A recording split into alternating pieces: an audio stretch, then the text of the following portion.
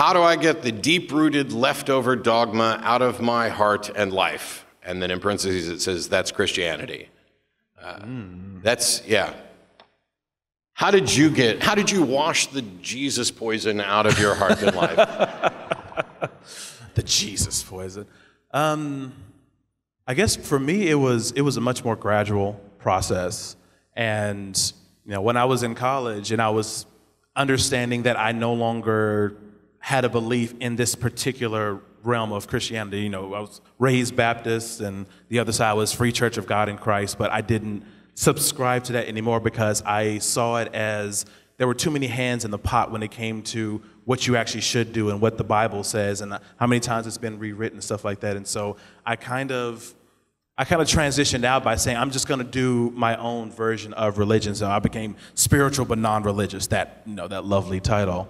And I kind of just had church in my own way. I would listen to music at the house. I would kind of do my own thing, and I started looking at the world not through the lens of the doctrine that I grew up with, because I wasn't convinced by that anymore, and the people that I had spoke with about it, when I had questions and wanted to find out more, it wasn't satisfactory. And so my transition was more, I'm going to do my own thing. I'm going to kind of figure this out on my own versus trying to rely on this set of rules that, who the hell knows, put it in this book as to how I'm going to live my life. I'm going to figure it out for myself. And I've made mistakes, that's for sure. I've had stumbling blocks and things that I couldn't answer, I wasn't ready to answer, and had to do more research on several issues to kind of find the way I wanted to move forward. But it was kind of making the decision that I wanted to chart my own path. Even before I identified as an atheist, this was before that time.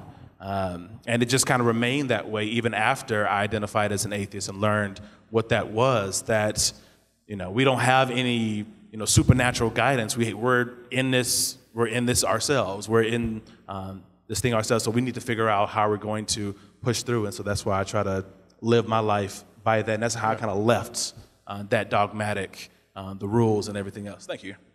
Yeah, there's various versions of this question that I've been asked over the years. I know atheists who've been atheists for 50 years and they still wake up with nightmares about a hell they were indoctrinated to believe in. And as soon as they wake up, they're like, oh, well, yes, on an intellectual level, I know that's not the case. So I'm over it and I'm on with my day. And the truth is, there's a bunch of little truths here.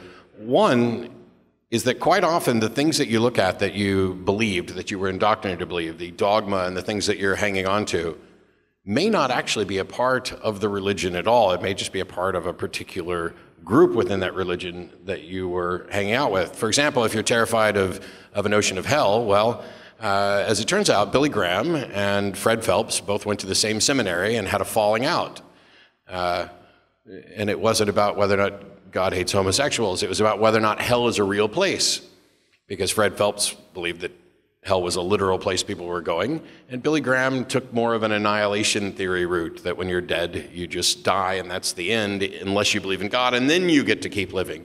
And these are really subtle arguments that go on. One of my favorite debates that I've ever seen was between Matt Slick and Jesse, I apologize, Jesse, I'm not going to remember his name, but two Christians debating about the requirements of salvation, basically a Calvinist view and everything else. And I've said it before, my favorite part, Jesse would present a whole bunch of Bible verses and show why they agree with his point of view. And Matt would present a whole bunch of Bible verses and show why they agree with his point of view. And at no point did either of them say, that verse that you're citing is wrong and it means this, because they can't.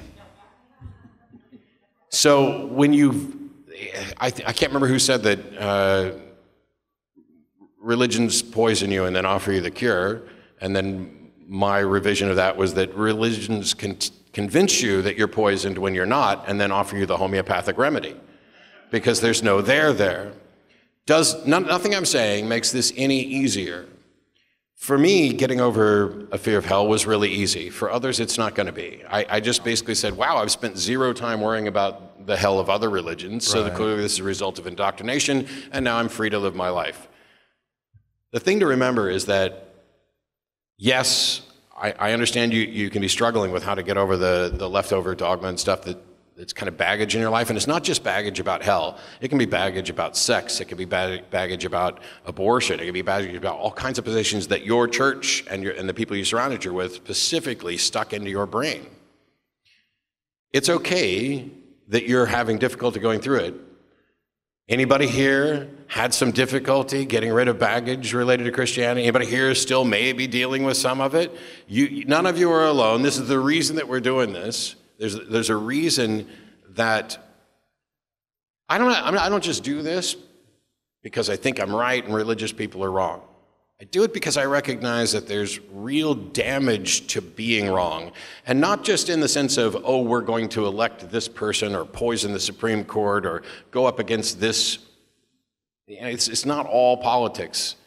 It is about me hearing from a 15-year-old kid who's been kicked out of his house and disowned by his parents because he no longer believes and had the audacity to express this. It's about hearing from the 70-year-old that is dealing with cancer and terminal life issues, and their family is constantly coming with this barrage of stuff, and it brings up memories of how they were raised.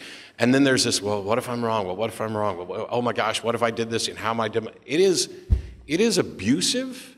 It is emotional abuse. You are the victim here, and the thing to remember, because people say, aren't you mad at your parents for teaching you this and doing this to you? Aren't you mad at your preachers for doing this to you? No, because they're victims too. My parents sincerely believe and honestly thought that they were teaching me the right thing. My parents loved me. They weren't trying to do damage to me. They were doing the best they could, and they were wrong. The thing that I'm pissed at them about is not that they did this while they were convinced they were doing it was the right thing, but that they don't stop doing it when we have a conversation where they recognize either they are wrong or I can't have this conversation anymore because it will force me to recognize that I'm wrong. That's the thing I'm pissed about. And it's not entirely their fault because religions have built-in defensive mechanisms. You know, don't doubt, don't question.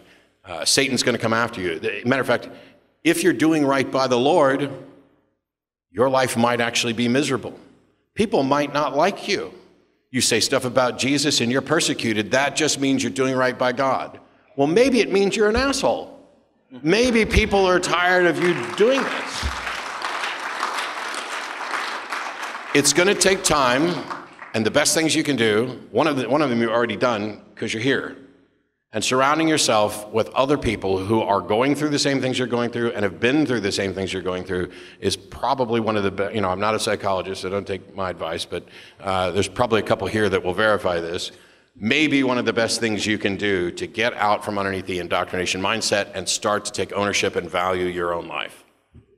Yeah, I want to piggyback off of that. As you know, Eric and Jamie were mentioning in the last, and this is a community, and you're not alone in the struggles that you're going with, that baggage that's there. There's a lot of people around you that have had something similar to that. Everyone has their own unique experience, but they may hover around the same type of experience. And so sharing that with others and getting different perspectives from others that have also gone through that may hopefully help you get through what you're going through, and so that you can come out the other side and find a little more happiness in your life. And so, you know, it's community. It's what it's there for. That's what we do. So, all right, you got the next one? I will. This is from Jackie down in San Antonio.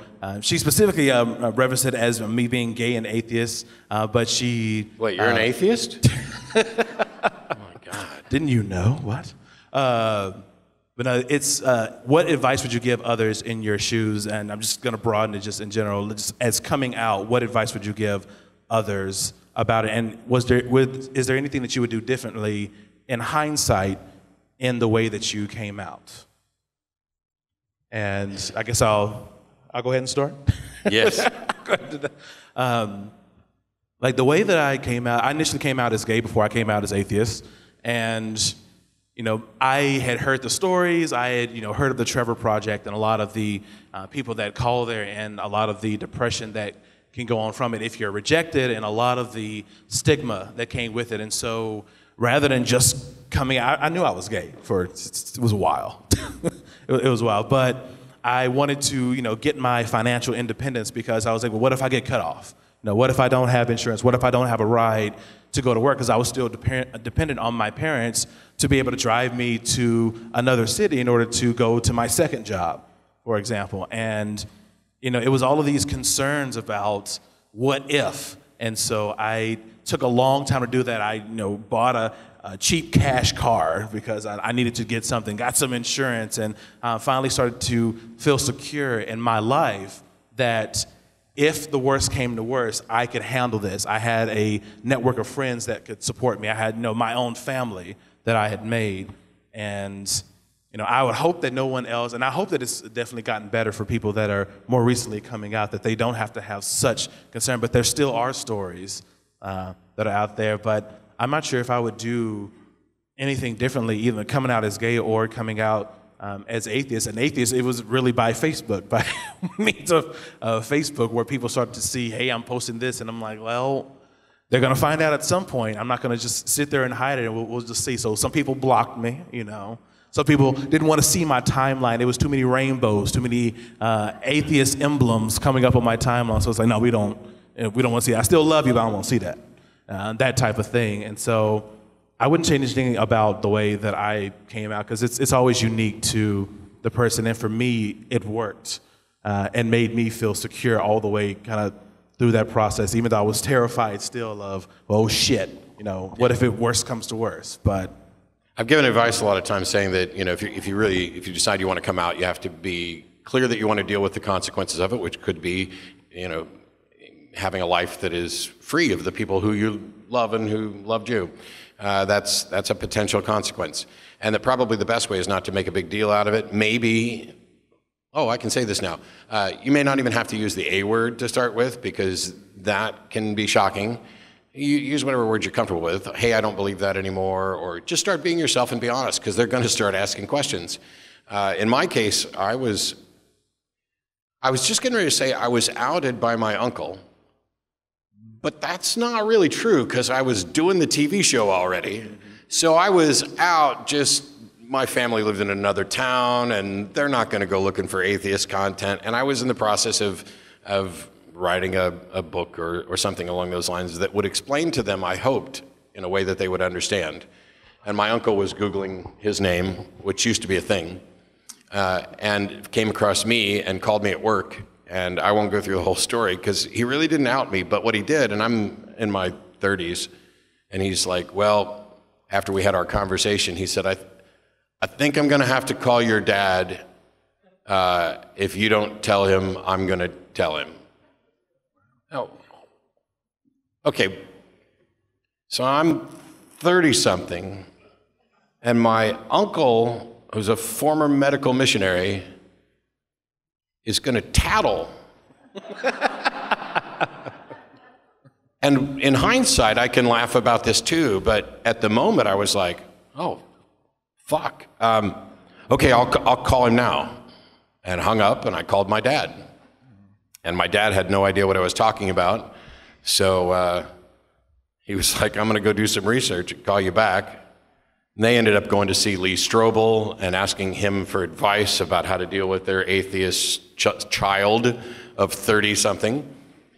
And Lee sold them copies of his books. of course he did. And 2 years ago, I had the opportunity to finally meet Lee Strobel in person. And I brought him the book that my mom gave me. I told my mom, thanks, by the way, you can give me books from any apologist you want, but ask me first, because I have a lot of them, and I've already written rebuttals to some of these that you gave me. But I met Lee, and I told him the story, and Lee doesn't debate, so I didn't, ask him if he wanted to debate. But I said, here's a thought. When parents come to you and say, what do we do about our atheist child? Tell them to talk to their fucking kid, because you did nothing useful selling my mom your shitty little books.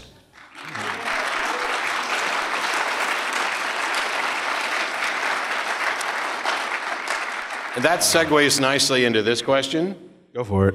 How do you keep your emotions in check when speaking with religious people? Thank you, Rachel. I think if you asked people, they would say, Matt doesn't. Those people don't actually know me, because I do. For me, it's kind of straightforward, and I think it used to be the firebrand or diplomat or one or the other, and I'm like, screw that. We need as much of whatever as we can, because people believe for different reasons. They're going to give it up for different reasons. I may not be able to reach somebody that Phil can reach. Phil may not be able to reach somebody that I can reach. Right. It takes a village. If you're completely, like, if you're just passive and questioning, that may be an awesome tactic. If you are in their face, that might also be an awesome tactic. Probably not. I tend to not start there. I tend to make sure that they go negative or louder before me until we're on the show and they say something just awful. And I've made tons of mistakes in the show. That's why I do the show, so that you can learn from my mistakes of where you're a moron, goodbye. That's bad. Just, there's almost no circumstance in which that is a good thing to do, and yet I have done it more than once. I'm a little slow learner. I didn't find my way out of religion until I was, in my 30s. I'm sure there's a nice clip reel on YouTube that's just that. This is why, if there's a question here, I haven't read it yet, but if there's a question about whether or not I'm going to run for office, you could put together a montage clip that makes me look like a fucking monster. And you could put together another clip that makes me look like a saint, letting someone go on for 40 minutes to tell me how much, Jesus loves them, or me. But it's not a problem for me in debates and things like that to maintain relative composure until I think it's justified. And most of the times where I've lost my temper, I think it's legit. And I think most people in the room would go, yeah, I'd have lost it way before Matt did. Because what I do in my head, first of all, on the show, I make a game of it. When the call starts, my brain starts going, how quickly can I predict what their argument's going to be from what they started with? Where are they going? And did I get it right? I get it right quite a lot, but that also turns out to be a problem because I'll cut to the chase and not let them hang themselves, which can look kind of bad. But I try to remember that every time I'm speaking, every time I'm doing a debate, every show, is probably somebody's first introduction to our show, to atheism, and I try to be the best representative that my patience will allow me to be at that moment. And it's one of the reasons why I love the fact that, since Jamie and Eric and Megan and the new crowd of people who are all part of the ACA have come in, we've got 9 programs now that we're doing. Yeah. And so there's a lot of different approaches and a lot of different personalities. Because when your brain first hears something that's foreign, it says, oh, that's weird, and files it away in a bucket.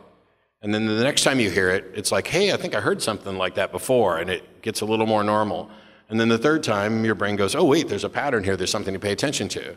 So maybe my conversation with somebody is the first time, or the third time, or in Ray Comfort's case, the 37,585th time, I think was, but you have to keep that in mind. You have to care about what you're doing, have the right. I'm not doing the show to show that I'm right and you're wrong, or I'm smarter than you and you're an idiot, or I'm morally superior to you, even though I fucking am.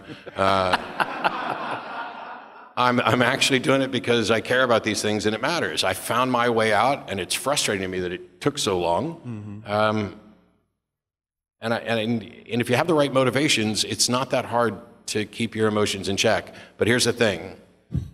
You can, in much the same way that I might hang up on somebody, you can do that too. You don't owe anybody an explanation for who you are, what you think. You don't owe anybody a debate at all, ever. You're not required to be in a conversation that you're no longer comfortable being in. And all you have to do is say, I'd rather not talk about that, it's personal, or I'm not in the mood to talk about that now, or can we pause this conversation, let me think about what you've said, and pick it up again another time, and then do that. And if they continue to harass you, but no, don't you understand that when Paul wrote, no, I don't understand, can I go and research it so that I'm just not taking your word for it? And then they keep pushing, they're the asshole. Right. They're the ones that are unable to keep their emotion in check.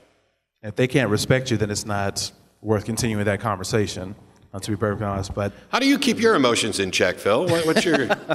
But I think you kind of touched on a little bit. It's being on the show and getting some of the callers that we get coming in. It's very interesting listening to some of the arguments that are there. But I'm there. I want to have a conversation with those that are actually willing to have an earnest conversation about what it is they believe, whatever that might be. And so, in my mind, that's the purpose that I want. And so to facilitate that purpose as best I can, I'm going to listen to what they have to say. I might touch on some things like, oh, that doesn't quite make sense, or what do you actually mean by that? Because I don't know what the fuck you're talking about. And, can you clarify that?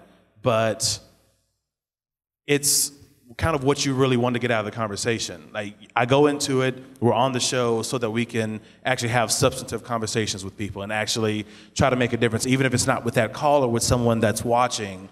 As Matt said, maybe for the first time, this is their first exposure. And if this is somebody's first exposure to this argument and, we're behaving in a certain way or whatever else, well, what are they going to come away thinking? How is this actually going to be effective for them going forward? And so that's how I kind of think about my role on the show and the host. Everybody has their own style, that's for sure, on the show. But it all adds up to having a good conversation and actually being able to, make a difference if we can in someone that's watching or the actual caller themselves. And so, you put the effort into it and it gets much easier. That's probably one of the comments that I see the most often is, how can you stay so calm when they're spouting this nonsense or something like that? And it's just like, well, this is what we do. We try to have a conversation. Like, that's what we're here to do. And so it gets much easier than you think. There's a demon in our heads that says, stay calm, stay calm, stay calm. Yeah, that's the way my mom would put it.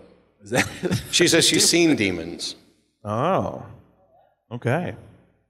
And just, for years, I haven't talked specifically about my mom, and so now I'm doling it out in little doses. Oh, my. Yeah.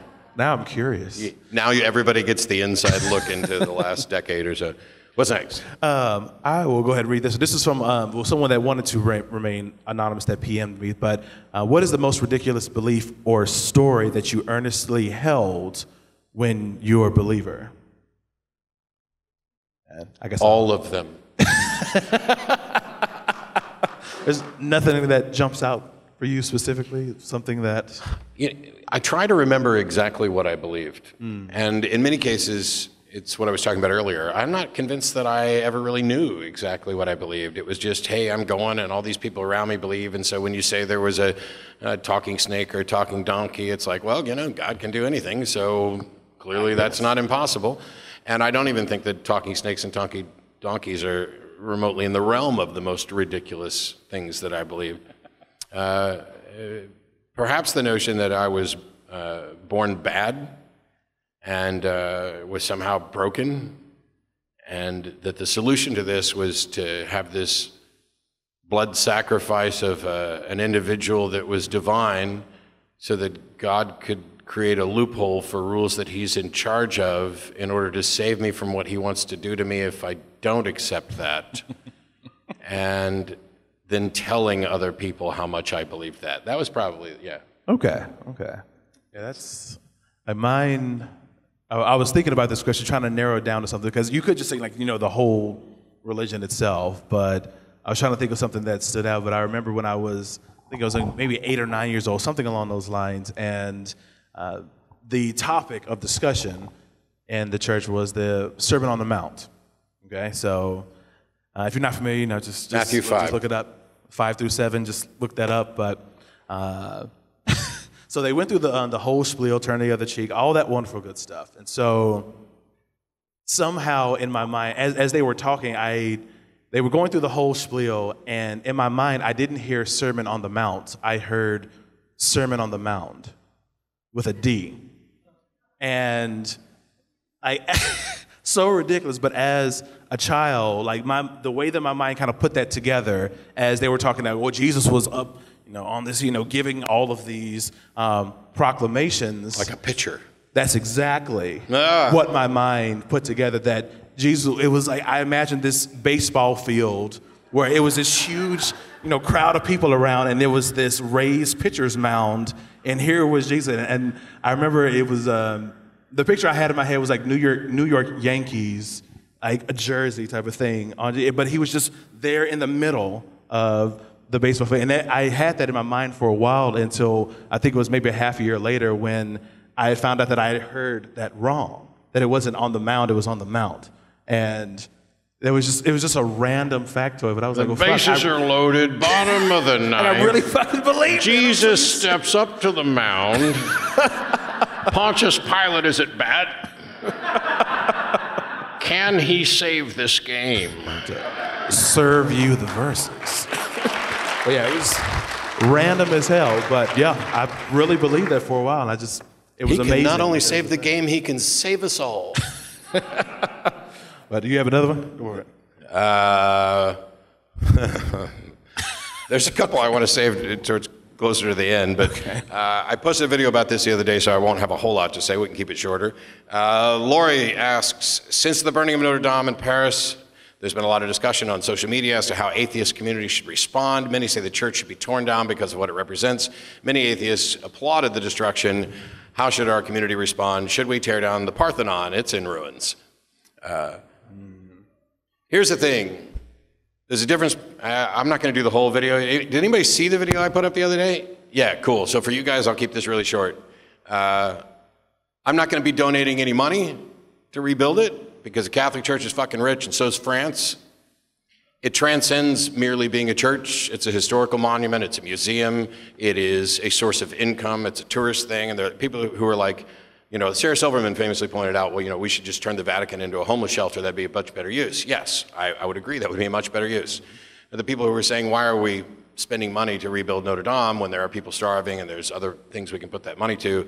It's a little short-sighted to say that because the rebuilding is going to create jobs, it's going to spike tourism, that money. The problem is how that money is being used after the fact. Exactly as it is with any other church, actually. I just donated to my church so that they would help the homeless and they kept 98 cents of my dollar, but I'm never going to know that because they don't have to report anything about their fucking income because they're exempt. So I think we should tax the fuck out of the churches.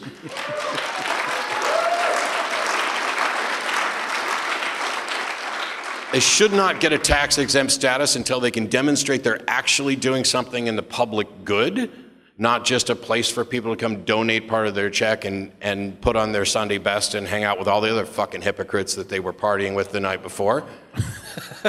I will be happy. I was sad when Notre Dame burned. It had nothing to do with the church because the Notre Dame issue to me is not remotely about religion.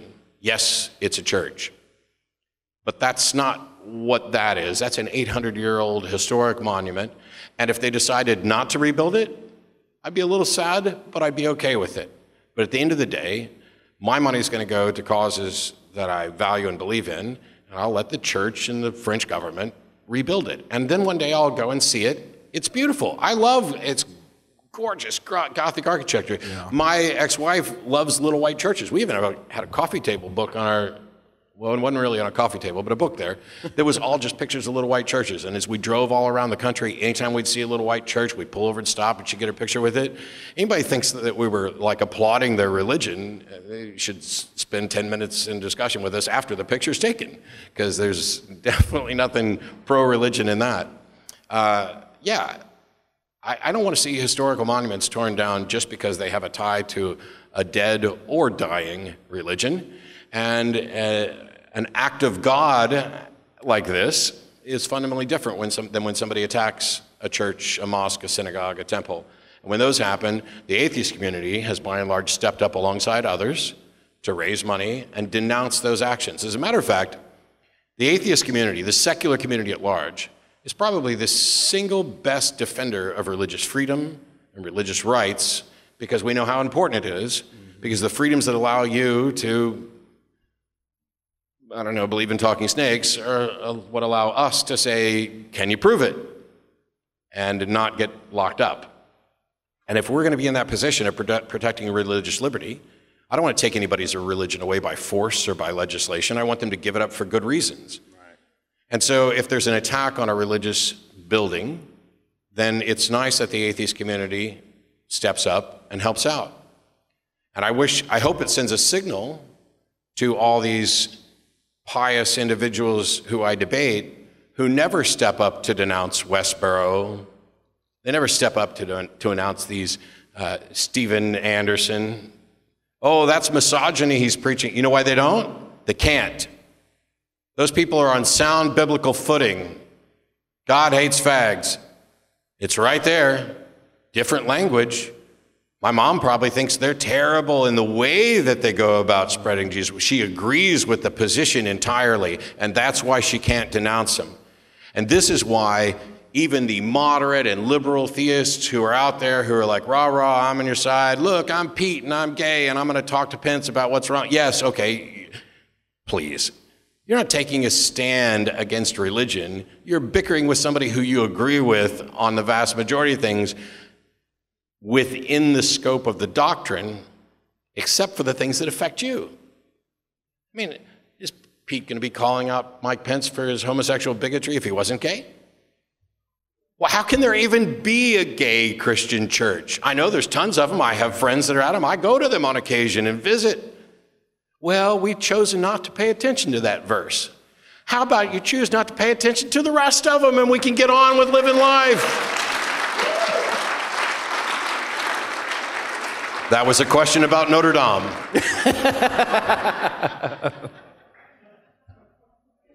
But Bill, what's your opinion? What, in your opinion, is the best book you've ever read on atheism, and why? This is from Brad. Just the best book altogether. Trying to think. I'll go while you're thinking. I always recommend Guy P. Harrison's 50 Reasons People Give for Believing in a God. Yeah. Not because it's the best one to prepare you for debates or get you to understand doctrine. It's approachable by anybody. It's 50 short essays where real people have said, here's why I believe, and then Guy writes an essay explaining it. I think it's accessible to everybody. It's a book I'd love to give my mom. Maybe I'll do that for Mother's Day. Maybe I'll include a little note in the front that says, before we stuff you in the box, I would really like for you to stop believing garbage. Happy Mother's Day, love, Matt. I would never do that, by the way. That's only for the people who heard the letter I got. I'll keep the high ground, but that's the one I recommend most often. I think God is Not Great was mine. Just, I had the audiobook, so it was awesome to actually listen to the audiobook, but that was mine. That's the one that sticks out to me, because I used to just listen to them while I was at work. Before I even got really started with the Atheist Community of Austin, or really coming up for the show, it would just kind of be in the background, and that's the one I would go with. I would probably say God is Not Great. Yeah, it was a good one. So if you haven't, I'm not sure how many people in here just haven't explored Christopher Hitchens' work at all, but that was a good one for me. All right, what else we got? I'm not sure if we want to say this one later on, but Ari on Facebook asked, what was the most ridiculous call you've ever taken on AXP? Had to go in your memory banks there. I'm so tempted to just say all of them again, but those are not good answers. I think probably there were several. There was a guy who called years ago who went by the name Three Eyes. There's a couple. I'll run them down real quick. Three Eyes would call in sometimes about his ghost stories, but he gave us instructions on how we could prove that the spirit world is real. And it involved constructing a wooden frame with a mirror in it, and you had to either use nails and not screws, or screws and not nails, I forget which one. And then you needed a big long piece of rope. And what you would do is you'd take this mirror out to a creek or somewhere else where there was running water, and you would hold the mirror under the water and gaze into it. And this would create a portal to the spirit realm. And you needed the rope with a friend to hang on to the end of the rope so that when you got sucked in, they could pull you back out. That was a good one. There's also the one that other people, I think it got listed as like, well, there's the best call ever who answered all of his own questions.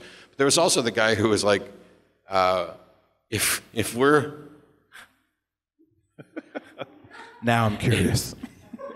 Russell was trying to explain to this guy that essentially our bodies work like chemical batteries, that we process, light and food and stuff like that to give us energy. Mm-hmm. And he was explaining that the sun is ultimately the source of all this, and he probably wasn't as clear on the description as it could have been. And the guy said, if that's the case, then why don't I get electrocuted in the shower, and why don't I die when the sun goes down? And I was just like, read a fucking book. which was bad, but I have to admit it's a call that stuck with me for probably 10 or more years. That is funny.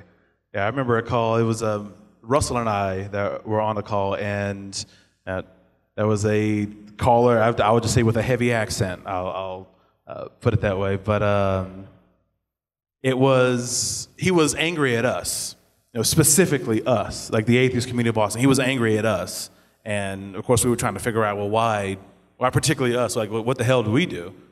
And he was mad at us because we weren't being as fervent and fighting against what he called idolatry and worship. And of course, we clarified, what are you talking about? So he was referencing, like, if you buy tickets to a concert, so you go to a Beyonce concert, you are engaging in idol worship by doing so. And us as an atheist organization, we should be fighting against such things. So he equated all forms of, going to see a performer or trying to get their signature, like all that kind of stuff. He was taking that as actual worship. And as we were trying to explain to him, like, no, that's not the way that we see it or how most people would see that at all, he referenced his niece and the fact that his niece had boy band pictures on her wall. And he was so taken aback by that because she was worshiping these boy bands on a wall. I'm not sure if it's like 1D or somebody that was on the wall. That's something we should definitely put a fucking stop to. But so as he's asking, he was just like, I don't understand why my niece would have a picture of a boy band on her wall. She's idolizing. I don't understand why my niece bought that vibrating toothbrush. when she bought the boy band poster. But as we're... Why? Sex positive people. Your kink is not my kink, but your kink's okay unless it's boy bands. But as we're going through this explanation, Russell starts going into, when people reach a certain age, they may start recognizing that they have certain attractions towards someone. And so this conversation continued for about the next 10 minutes. And at the end of it, I was like, I can't believe that we just had to talk, sitting here on the fucking Atheist Experience, courtesy of the ACA. We went through the whole thing, and it was just like, this is unreal at the end of this call. But I'm not sure if he was serious or not. He didn't seem like a troll. We didn't take it as one because he did seem earnest, but he was really mad at us because we're not fighting against this idolatry. Ticket sales are through the roof for Drake and whomever else that's performing, and it's all this idol worship all over the place, and it was our responsibility to do something about it. That was probably the most ridiculous. Well, he's done his part of it. He called an atheist show to get them to do what he wants them to do. Like, what we gonna do? Like we're gonna take on the fucking beehive and say, like, no, you can't go to that concert? Like, what are we supposed to do on there? Who's listening to us? Get out of here. But yeah, that was some ridiculous, a ridiculous call that definitely sticks with me. What you got? Randall asks, how do I respond to a Christian who uses the phrase, but that's in the Old Testament, while simultaneously using the Old Testament to push the Ten Commandments or anti-LGBT rights? I think you just kind of came up with your own response.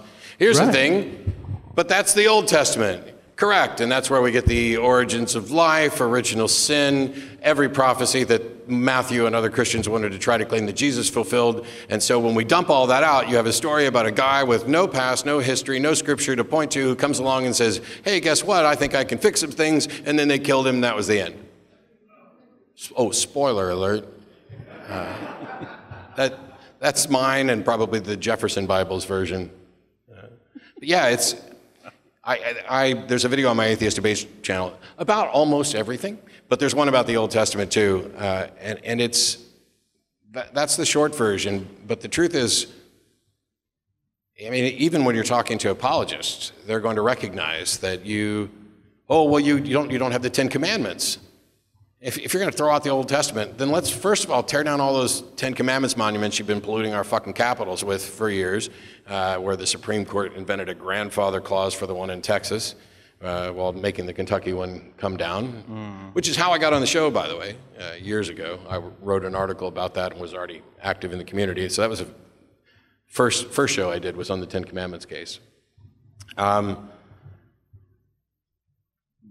Basically, in much the same way that Jews don't recognize Jesus as the Messiah, that's the thing they're trying to avoid.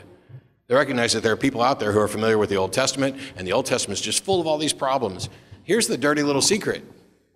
What happens to you when you die according to the Old Testament? Who the hell knows? You're dead. You've gone on to sleep with the fathers. That's why Judaism doesn't have a very good understanding of an afterlife or anything else. Is there a heaven? Is there a hell? Who knows? Do what you want. If you're Reform, if you're Hasidic or conservative, that things are going to change a little bit.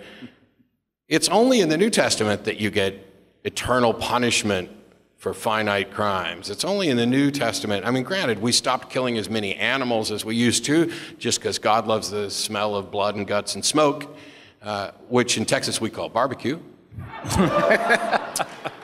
But we came up with this new sacrifice that isn't a sacrifice, because Jesus had a shitty weekend and then went on to be God. I'll do that. I'll do that right now, actually. If I knew for sure, you don't even have to let me be God. Just let me come back. I'm not sure if we have the tools for that. Yeah. I think we'll have that here. Yeah, you don't get to throw out the Old Testament, and it is only the weakest of the cookie-cutter Christians who don't recognize that right off the bat, which is about, 60, 70, 80% of them, I would say. I have this question here, I guess one that was just given to me. So this is from Anonymous, that's what it has on here. But it says, I don't have the time or emotional energy to start a podcast, build a grassroots organization, etc. I do, however, support the proliferation of ideas from those who are the faces of the atheist movement. As an atheist who wants to see change, I don't feel like rallies and conferences alone are enough. How do you envision actual progress in advancing a secular agenda? What small actions might I take that aren't going to devolve into arguments? And this question, it kind of leads into one of the other topics that I kind of wanted to discuss, but I think it was Edward Tabish, maybe, from last night. I was kind of talking about this, about the blitz of bills that are being pushed in so many states around. Is Eddie in here? Oh, maybe not. I know, there's a great talk last night, and if you missed it, or even if you heard it, you should probably listen to it again. Right, at the Ward Center last night. But there's a bill in Texas, for example. I just wanted to choose an example local to us, but it's Senate Bill 17, and it was pushed by Senator Charles Perry. And essentially, the bill would prohibit the state's hundreds of occupational licensing boards from enacting rules or regulations that would burden an applicant or license holder's free exercise of religion. And essentially what that means is it would give those licensed by the state, so your lawyers, your plumbers, you have to get certified, you have to have the certifications on file with the state of Texas in order to practice in certain professions. But it gives them the ability to fight to keep their license if it's threatened because of actions they took based on their faith. And what that translates to, it's already passed the Texas Senate already, and it's just waiting deliberation on the House side. But I would agree with this person that kind of wrote this question, that rallies and conferences, for the problems that we're facing, considering all the changes that we've had on the federal judiciary, the Supreme Court, all of these things that are going, and all of these bills that are trying to be pushed that are trying to enshrine religious freedom, which translates into discrimination for the rest of everyone else, it's not going to be enough to just go to the rallies and then go home and just wait for the next rally to come and show up for that one. Actually being active, making a call to your representative to let them know that, hey, you do have an atheist constituent here, and I'm very concerned about what you're putting forth, because you're saying that I don't matter. If someone discriminates against me or denies me to say, or a plumber comes to my house, and because he sees I'm there with my partner, well, I don't want to, I don't want to serve this establishment. I'm not going to honor this contract because, well, my sincerely held religious beliefs are that gay people are going to hell, and I cannot do anything, or baking a cake or whatever else that's there. But it's trying to enshrine these laws, and I'm not sure if the hope is for a challenge to happen so that it gets to the federal bench and they get a favorable ruling so that these things can be enshrined. and become the law of the land on this side. And so, the little actions that you can take, everybody is different. Everyone has different abilities. People have responsibilities or whatever it is. But being active, being visible in your community, letting your representatives know that you are around, that you support women's rights, because there's so many bills like the one passed in Ohio about the 6-week ban on abortion here in Ohio. And these laws are propagating all over the place, and us going to rallies and just going to conferences, which is wonderful for community, for building the coalition, for actually exchanging ideas and being heard, and getting a battle plan as to where to go forward. But the important thing is you must go forward. You have to get out there and contact your representatives, actually jump out there, because if we don't do anything, the problems that we're seeing around, they're not going to fix themselves. They're not going to get better by just attending these rallies or kind of just staying at home and not doing anything except for coming out to these. You have to get out in those communities, and not everyone has that ability to do so. We should all recognize that with our own personal journeys coming out of this, but for those who can, it is vitally important for stuff like this, for this type of bill that it's not even a thinly veiled thing. It is, yes, people that are licensed by the state will have the ability to discriminate as long as it's a sincerely held belief. It's my sincerely held belief that they can go fuck themselves if they're going to try to do this in ways that harm people. This person's exactly right. Anybody who came to this conference thinking that, the American Atheist 2019 convention is going to change the world? No. It's not going to change anything but the people who were here and the people who see it and hear about it. And that's the reason to do it. We don't have a conference to go, we'll have a conference this month and next month and next month and 2 months after that, and then the world will be fixed. The purpose of the conference is to get people together so that you're not alone, so that you are hopefully more informed on the issues that you might be able to do something about, so that you can meet up with people in your area that you had no idea were in your area. What I want to do, and this was not my original idea, but I think it's great, I want to have an American Atheist Conference in 2020, hopefully.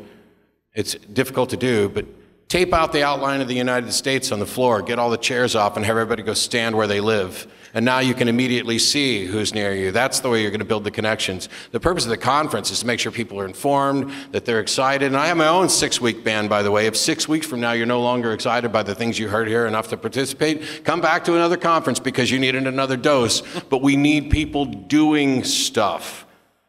I love conventions. I love speaking at conventions. I love hanging out at conventions. I love meeting people. I love hearing their stories. This is what you do to build the community. And then you say, go do shit. Go in the other room tomorrow and stuff as many boxes with food for the homeless as we can. Go talk to your representatives. Make sure you're informed. Listen to what Allison Gill has to say about what's coming up. Where we need to be focused, what you can do, who you can call, who you can write a letter to. And if you're worried about, I don't want to do anything that's maybe going to cause an argument or anything else, then you can financially support these things. You can support them anonymously on Messenger and other things. You can be sure that you can call your representatives and now say, just the other day I saw this poll saying that non-religious people are now the largest group. If we break it down like this, and even if we're not the largest, we're 20-some odd percent. Mm-hmm. Well, that's more than Jews. Jews have the Anti-Defamation League, they have lobbyists. Why are you coming up with all this God talk? What have you done for the secular community, and why are you working in opposition to the values that we are presenting and supporting?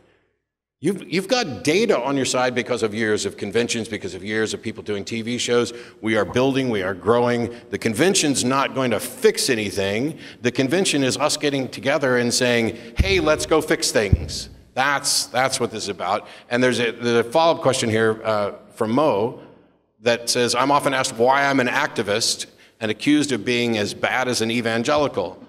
Do you have a good elevator speech about why you're an activist?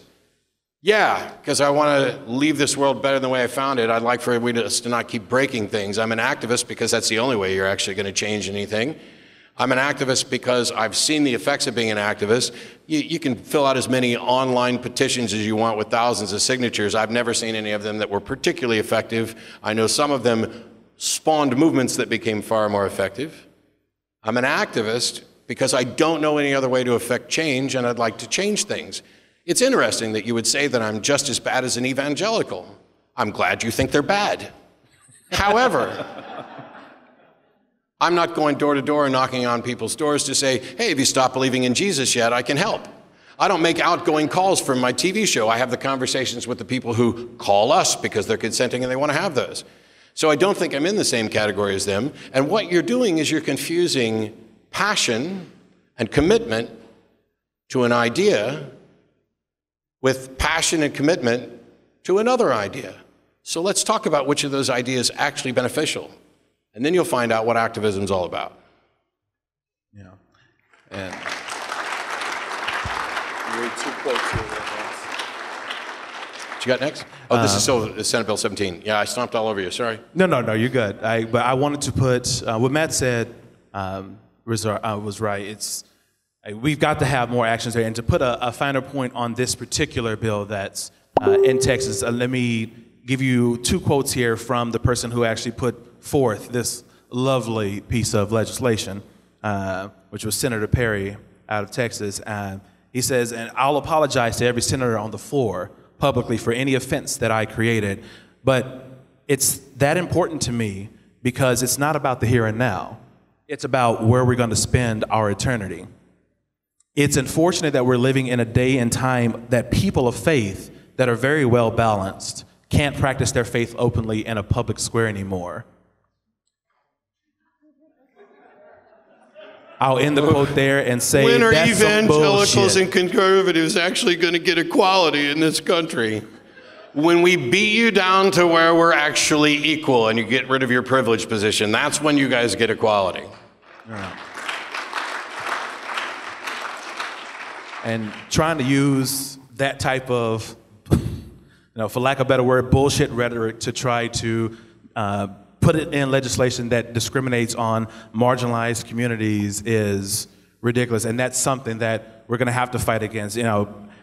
Solving these problems with human actions, it's the basis of why I like activism so much, why I do so much community service, because the problems that we see around us are not going to get solved unless we get out there and do something about those problems, recognizing that they're there, not ignoring them. And for those of us that can, actually get out there running for office, if you're able. Not everyone can do that, but like Gail Jordan, who was the recipient of an award just last night at the awards dinner, is an awesome person, really is. But that makes things more visible, being visible in your local community, even if it's not everyone can do it, but if you can, it is worth that struggle to do so, because there's so much coming down the pike and so much we're going to have to fight that sitting on the sidelines, that shit just ain't going to work. It really isn't. So, I don't want to just preach at you, but for lack of a better term, be active in your community, do your thing, ask people for help, find out what you can do on your side. You have the power to make a difference, whatever difference that may be, however small that might be, but all of us making a change together, we can move mountains around this piece. So I'll get off my soapbox. Amen. I have, we got like 15 minutes left or something. I don't even know. Give or take. Where's our time keep? It's all right. I want to make sure we clear out time for Anthony, but I've got some rapid fire questions for you, Phil. All right. What keeps you going? Jen wants to know. What choice do I have? I got this life to live. I only have a small time to do it. Hell, let's make it work. Yeah, somebody asked me something similar about, I've hosted the TV show for now 14, 15 years, something like that. It's, hey, when are you going to stop? Well, probably when somebody kills me. As soon as the ACA says, hey, we really think you should stop doing the show, that's when I stop doing the show. There could be other things that cause it to happen. I can't not do it. And a good example of this, I started working with the ACA, people were warning me, don't do too much, because I was the president, I was the librarian, I'm hosting the show, and all this, you're going to burn out, you're going to burn out, you're going to burn out. Curiously, most of the people who said that are no longer part of the organization, and I'm still there. But Phil Ferguson was supposed to come down to the Atheist Experience, and Chicago got iced in 50 below. And so he messages me, and he says, hey, I'm not going to make it down this weekend. And wow, I just realized how bad this is going to sound. I was like, yeah, sorry to hear that. And then I messaged Mark and said, Phil can't make it down this weekend for the show, so can I do the show with Tracy? And Mark was like, yeah, I'm a junkie. What's the worst thing someone said to you when they found out you were an atheist? Ashton asks. Probably that, goodness, say. But you're so nice. I don't know. I've heard of that, what happened? Yep. Something had to have happened to you. It couldn't just be. We could play bingo with this. What happened is on there. But you're so nice. Did somebody hurt you? Did someone die and that caused you some depression and strain? Are you mad at God? That's a big one that's there. But it's never that, I actually, examined my beliefs and I found it more rational and my understanding that this was no longer belief that I held because I had no good reasons for believing it. But that doesn't usually seem to be one of the options that are presented to me when they put that back. It's always something condescending, but yeah, those, why are you mad at God? That's some bull. So that's fun stuff. Nobody's ever said anything unkind to me when they found out I was an atheist. That's it. Oh, I've got a little quick one here for you. How did it feel to lose to Eric and Jamie during fundraising? Oh. And that was from Jade Young here. It felt amazing. It was wonderful. I'm glad those guys are doing well. Someday they'll be at the big kids' table. I love that Jamie thought that I was perhaps cheating a little bit by putting in the last $40, while simultaneously 3 or 4 people on the other side of the glass were also reaching for the $40 to make the gap. And then when it was over, it was, hey, we got another donation, but you don't get to count that because the show's over. And then all of a sudden, well, if I can't count the donation that came in after my show, how is it that you can count the donation that came in at the end of my show? Because your show had been over for hours by the time you got several $100s to put you just a little bit ahead. But hey, you guys win. You're awesome. Who's really awesome? The people who are really awesome are the people who watch the show, the people who support the show on the Patreon project, the people who come to the conventions and laugh and cheer along. I don't care. I've done plenty of fundraising competitions. I ended up with a pink beard, which I loved, by the way, because we raised like $15,000 to send kids to Camp Quest. It was an awesome beard. I will compete with anybody, and we can talk shit back and forth, and then when it's done, we give the money to the people who need it, and we'll go out and split a bottle of champagne and make a big deal out of it on the show. So good for them, because those guys, see, Jamie's counter-argument would be, yes, Matt, but you've been doing the show for 14 years, and we've been doing it for like 2, and we're pretty much caught up. True. And if we went and looked at all those episodes of Talk Heathen and kind of said, oh, which ones have the most views?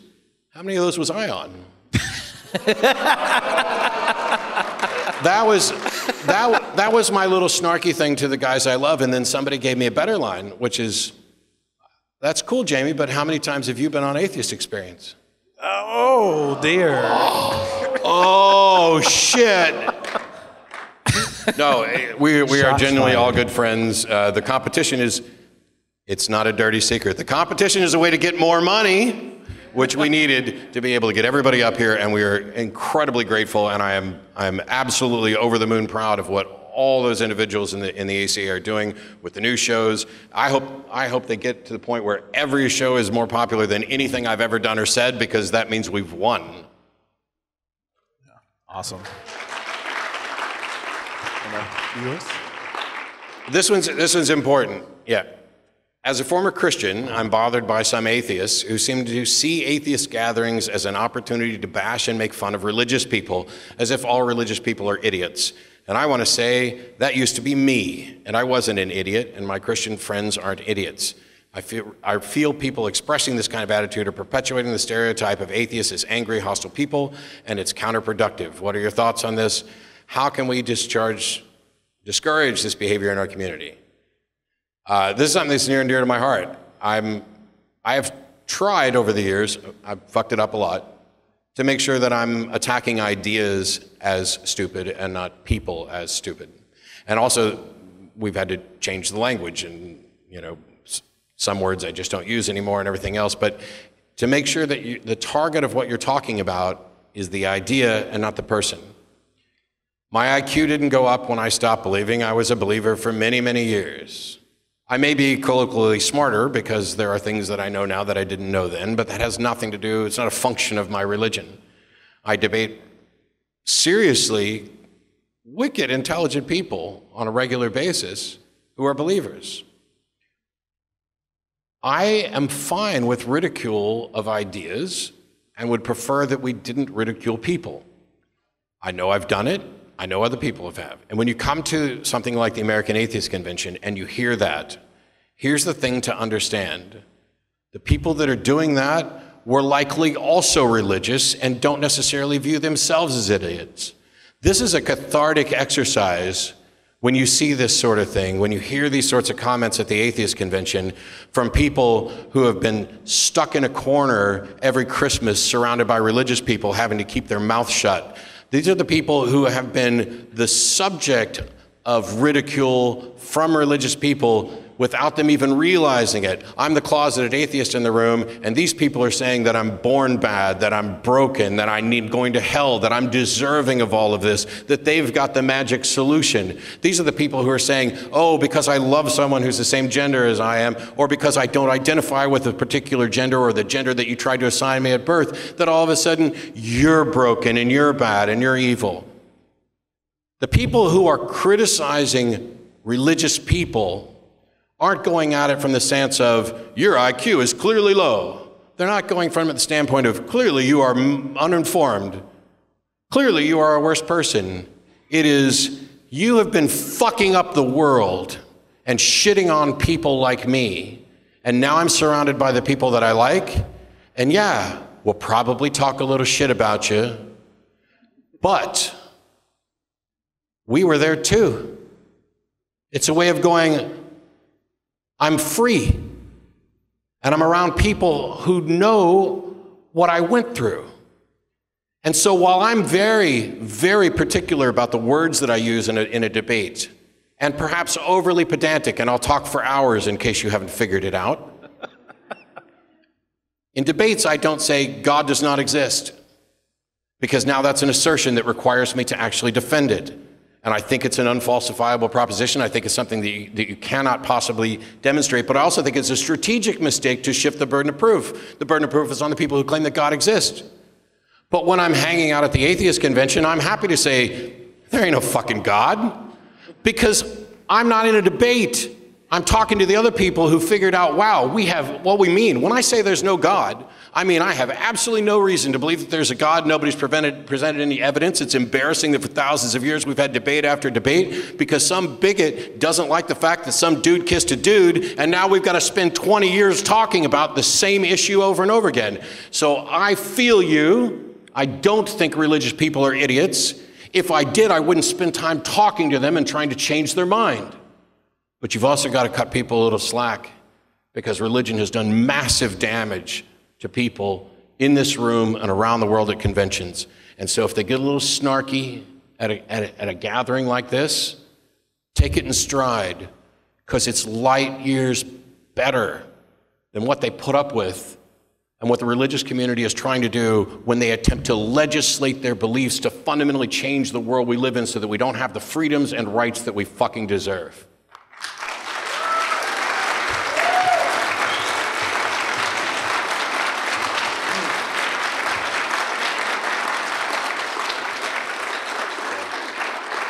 How much time we have? Two quick other ones and we're done. All right, I'll go ahead and read this one real fast. For those, this is by Matt Collier. Okay. For those who use Pascal's wager, Stop. For those, no. This is I was kidding. Go ahead. Read my question. For those who use Pascal's wager for theists claim yet deny climate change, can we use the basic premise of Pascal's wager to support climate change? Is it, I guess this is an example, is it better to try and be wrong than not to try at all? I would strongly caution no. And the reason I say that is using Pascal's wager, we ridicule that because, you're asking this question, you're saying, oh, if you're, believing in this, if this will cause no harm, therefore, if you don't believe it, you may go to hell or something like that. But of course that, disregards all the different religious beliefs that are out there that have whole different sets of requirements of what their afterlife's cause and anything else. But for climate change, since it has evidence to back it up, if there is evidence that's there, I would say to use that approach to say, this is what we're seeing. This is what the data is showing. We're always talking about, logic and reason and evidence in the arguments on the show and our personal conversations. I would also say that that's also something that you should apply to that conversation. Just saying that you might as well, otherwise, that's not an effective argument versus saying we have data that shows that we are increasing, the CO2 levels on this planet. Wow, that's a little earlier. Is our time up? Are we good? Okay. He's not playing us off. But why not use the evidence at hand and actually talk about that issue? If we use that for all the arguments that we use on the show and for a lot of the debates that we have, shouldn't it be good enough also when you're trying to convince someone for climate change? I mean, you would hope so, and you would hope that would be convincing, but using Pascal's wager to try to convince someone that they should do something about climate change, I'm not sure if that's the most effective way. It may or may not be. In the spirit of Matt's question, my answer is kind of yes, and I've seen people do this, but what if we make the world a better place and we were wrong? That is a version. That is the look at the trees, Pascal's wager for climate change that may actually be effective with somebody. But yeah, I'm good with. Don't call it Pascal's. Don't call it anything like that. Just, but look at the polls. All right, last question, and then we're gonna go. And I want to thank everybody. I always love coming to these things. I'm thrilled that Phil was able to be here with this for me, and a special thank you to Vern and Ben and Cecil and everybody who does the work behind the scenes. Megan out there as well somewhere. Phil, this one's yours. Cecile asks, how do I deal with asshole kids at school? Wow. Oh man, that is. Kids can be assholes. That's definitely, my goodness.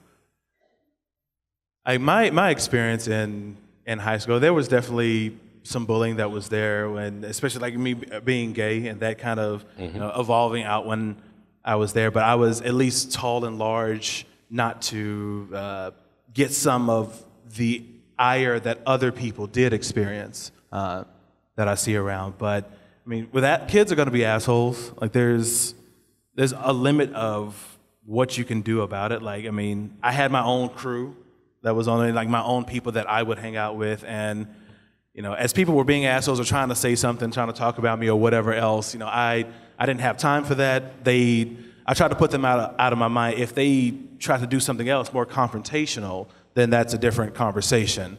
I think a lot of adults and people in the community are going to give advice about things like, you can get with the Seco Student Alliance. You can start a Seco Student Alliance at your school. You should know what your rights are. You should know how you should go interact with the administrations. And all that's true and good. I'm here to tell you the dirty little secret that a lot of other people in the room won't tell you. I graduated high school with 900 and some odd other kids. I remember the names and interact with 2 of them. It'll get better. And you won't have to deal with them forever. And at some point, all the ones that were assholes to you, if you run into them again, they'll probably need something from you or want something from you. And then you can choose whether or not you're going to be the better person or say, you remember that time back in high school? All the way back when. It's not an easy thing. There are no easy answers. It reminds me of, Matt, what are you going to do if you die? And you have to stand before God, and He's real, and He sends you to hell. I'll go to hell knowing that I'm morally superior to the thuggish piece of shit that sent me there for not believing on a lack of evidence. I was honest with myself. And the same thing applies to dealing with kids in school. You're in the right.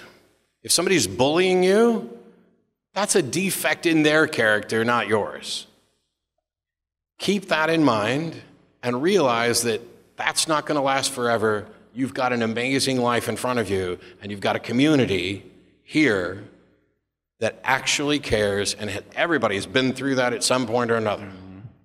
You're going to make it, and I know, because if you weren't, you probably wouldn't have had the temerity to write down that question and ask it. That already tells me how strong you are and that you're going to be fine. Yeah. So find your community and support each other, do that, and hopefully you can get through it just fine. But I think we're reaching. We are done. Side. Thank you, American Atheist, Cincinnati, Ohio, 2019. I'm Matt Dillahunty. This is Phil Session. There's our crew. We'll be out and about for pictures and hanging out.